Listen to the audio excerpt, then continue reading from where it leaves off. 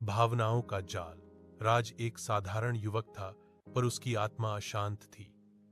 उसका दिल हर छोटी बात पर कांप उठता था। कोई दोस्त कॉल न करे तो बेचैनी, सोशल मीडिया पर किसी का नजरअंदाज करना तो दुहक, और किसी लड़की की नजरें फेर लेना तो टूटन। राज को लगता था कि वह कमजोर नहीं है, पर भीतर से वह हर किसी की राय पर जी रहा था। वो लोगों की बातों में जल्दी आ जाता, तारीफों से खिल उठता और आलोचना से बिखर जाता। रिश्ते उसके लिए सब कुछ थे, पर वही रिश्ते उसे सबसे ज्यादा तकलीफ देते थे। राज को कभी यह समझ नहीं आया कि क्यों लोग उसकी भावनाओं को हल्के में लेते हैं। वो सबके लिए सच्चा था, मगर फिर भी सब उसे इस्तेमाल करके चले जाते थे। एक दिन जब वह शहर की भीड़ में अकेला घूम रहा था, उसकी नजर एक बूढ़े व्यक्ति पर पड़ी। वो वृद्ध आदमी गहरे काले कपड़े पहने एक बेंच पर बैठा था। लोग उसके पास से गुजरते, कुछ टकराते भी, पर उसकी आंखें एकटक आकाश की ओर थीं, स्थिर, निर्विकार। न उसमें क्रोध था, न प्रसन्नता, बस एक मौन, गूढ़ ऊर्जा। राज को जैसे कुछ खींचकर उस ओर ले गया। उसने पास जाकर बैठने की हिम्मत जुटाई। थोड़ी देर बाद उसने पूछ ही लिया, क्या आपको फर्क नहीं पड़ता जब लोग ऐसा व्यवहार करते हैं? वृद्ध ने बिना देखे कहा, अगर मैं हर पत्थर पर प्रतिक्रिया दूं तो कभी पहाड़ नहीं बन पाऊंगा। राज चौंक गया। ये शब्द उसके दिल को कहीं भीतर तक चीर गए। पहली बार किसी ने उसे ऐसा जवाब दिया था, जो न सहानुभूति थी न सलाह, बस एक सच। उस दिन से राज के भीतर कुछ बदलने लगा। वह जानता नहीं था क्या, लेकिन एक नया रास्ता खुल चुका था, भावनाओं से परे का रास्ता। अंधेरे का गुरु। राज उस दिन के बाद हर शाम उस वृद्ध व्यक्ति के पास जाने लगा। उसका नाम वशिष्ठ था, एक ऐसा नाम जो सुनते ही किसी ऋषि की छवि बनती थी। लेकिन वशिष्ठ किसी मठ या मंदिर से नहीं आया था। वह जीवन की रणभूमि से लौटा था। प्रेम, विश्वासघात, अपमान और तिरस्कार सब झेल चुका था। उसके चेहरे पर झुर्रियां थीं, लेकिन उसकी आंखों में एक ऐसी चमक थी जो समय को भी झुका सकती थी। एक शाम राज ने पूछा, आप इतने शांत कैसे रहते हैं? क्या आपको कुछ महसूस नहीं होता? वशिष्ठ मुस्कुराया, महसूस करना कमजोरी नहीं है, लेकिन हर भावना के पीछे भागना आत्म विनाश है। राज ने कहा, पर मैं रुक नहीं पाता। जब कोई मेरी उपेक्षा करता है तो भीतर आग सी लग जाती है। जब कोई तारीफ करता है तो मैं खुद को रोक नहीं पाता। वशिष्ठ ने उसकी ओर देखा और गंभीर स्वर में बोला, यही तुम्हारी गुलामी है। तुम अपनी भावनाओं के दास हो। एक सच्चा पुरुष भावनाओं को पहचानता है, पर उन्हें दिशा नहीं देता। वह उन्हें देखता है, समझता है और फिर उन्हें पार कर जाता है। कैसे? राज ने पूछा। शून्यता से, मौन से। जब तुम हर भावना को बस गुजरने दो, प्रतिक्रिया न दो, तब तुम एक नए स्तर पर पहुंचते हो जहां कोई तुम्हारा स्वामी नहीं होता। राज चुप हो गया। उसकी समझ में कुछ कुछ आने लगा था।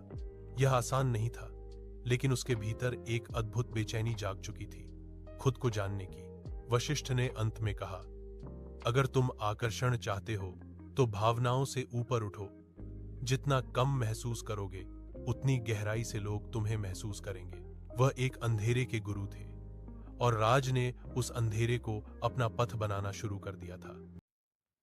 अभ्यास का प्रारंभ। अब राज ने तय कर लिया था, उसे खुद को बदलना है।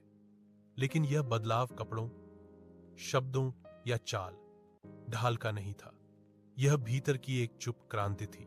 वशिष्ठ ने उसे एक सादा नियम दिया, हर सुबह मौन में बैठो, अपने विचारों को आते जाते देखो, पर उनमें उलझो मत। जो प्रतिक्रिया दे उसे छोड़ दो, जो ताना मारे उसे सुनकर भी चुप रहो, जो तुम्हें तोड़ने की कोशिश करे उसे भीतर से धन्यवाद दो, क्योंकि वह तुम्हारा अभ्यास है। शुरुआत में राज को बहुत कठिनाई हुई। जब कोई उसे अनदेखा करता तो वह भीतर ही भीतर टूटने लगता। जब कोई लड़की उसकी बात को नजरअंदाज करती तो वह खुद को हीन समझने लगता। पर इस बार वह प्रतिक्रिया नहीं देता था, वह बस देखता और सहता। धीरे धीरे कुछ बदलने लगा। अब जब लोग बात करते तो वह कम बोलता, जब किसी बहस में फंसाया जाता तो वह केवल शांत रहता, और यही मौन, यही स्थिरता लोगों को हैरान करने लगी। एक दिन उसके पुराने दोस्त ने पूछा, तू पहले जैसा नहीं रहा, अब तेरे चेहरे पर कुछ अलग है, एक गहराई, एक ठहराव। ये तूने कैसे पाया? राज मुस्कुरा दिया। उसने कोई जवाब नहीं दिया, क्योंकि अब उसे पता चल चुका था, शब्द कमजोर लोगों का सहारा होते हैं, शक्तिशाली मौन को चुनते हैं। अब उसके चलने का अंदाज, उसकी आंखों की स्थिरता और उसकी चुप्पी, ये सब एक अदृश्य आकर्षण बन गए थे। लोग उसकी ओर खींचते थे बिना किसी कोशिश के, और राज ने समझ लिया, जो अपने भीतर स्थिर हो जाए वही बाहर की दुनिया को हिला सकता है। उसने भावनाओं को महसूस करना नहीं छोड़ा, लेकिन अब वे उसकी जंजीर नहीं थी, वे केवल मेहमान थीं, आती और चली जाती। अंधकार की शक्ति। समय बीतता गया। राज अब पहले जैसा युवक नहीं रहा। उसकी चाल में ठहराव था, उसकी आंखों में गहराई, और उसके मौन में एक रहस्य छिपा हुआ था। वह अब ज्यादा नहीं बोलता था, पर जब भी कुछ कहता, लोग सुनते थे, रुककर, ध्यान से। उसकी उपस्थिति अब लोगों को आकर्षित करने लगी थी। लड़कियां, जो पहले उसकी भावनात्मक बेचैनी को भांपकर दूर चली जाती थीं, अब उसकी चुप्पी में दिलचस्पी लेने लगी थीं। पुरुष, जो पहले उसे कमजोर समझते थे, अब उसकी दृढ़ता से असहज महसूस करते थे। लेकिन राज को अब किसी की परवाह नहीं थी, न तारीफ की, न तिरस्कार की। वह जान चुका था कि सच्चा आकर्षण किसी दिखावे में नहीं होता, वह उस शक्ति में होता है जो भीतर से आती है, उस अंधेरे से जिसे कोई जानता नहीं, पर महसूस सब करते हैं। वशिष्ठ ने एक दिन उसे आखिरी बात सिखाई, जितना तुम दुनिया से कटते जाओगे, उतना ही दुनिया तुम्हारे करीब आना चाहेगी। लेकिन क्या अकेलापन जीवन है? राज ने पूछा।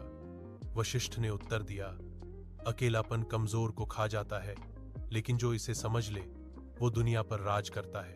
अब राज को किसी चीज की जरूरत नहीं थी, न लोगों की मान्यता, न प्रेम की पुष्टि, न समाज की स्वीकृति। उसने भावनाओं को देखना सीखा था, पर उनके गुलाम नहीं बना। उसका मौन अब उसकी ढाल था, उसकी भावशून्यता अब उसकी तलवार, और उसका अंधकार उसकी सबसे बड़ी शक्ति। Feel less, attract more. अब यह कोई सिद्धांत नहीं था, यह उसका अस्तित्व बन चुका था। दुनिया उसे समझ नहीं पाई, लेकिन महसूस सबने किया, क्योंकि अंत में वही व्यक्ति सबसे ज्यादा आकर्षक होता है, जो कुछ नहीं चाहता पर सब कुछ पा सकता है।